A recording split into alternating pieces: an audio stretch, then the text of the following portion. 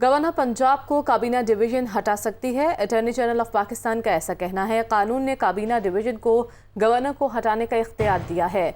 वज़ीर आज़म ने मुतादिद बार सदर पाकिस्तान को गवर्नर को हटाने का लिखा। अटॉर्नी जनरल की जानिब से ऐसा कहा गया। उन्होंने कहा कि ECL के रूल्स में तब्दीली के बाद हज़ारों अफराद को रिलीफ मिला है। नवाज शरीफ समेत दीगर की अपीलों पर कानून के मुताबिक कार्रवाई होगी।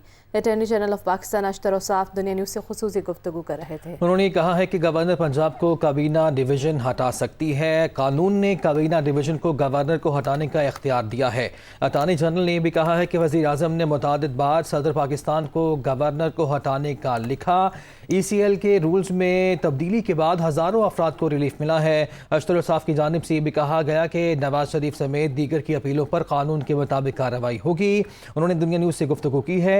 मामला है ये गवर्नर पंजाब को हटाने का, बरतरफ करने का। काबीना डिवीजन ने नोटिफिकेशन जारी किया। इस मामले पे अटॉर्नी जनरल ऑफ पाकिस्तान कहते हैं कि गवर्नर पंजाब को काबीना डिवीजन हटा सकती है।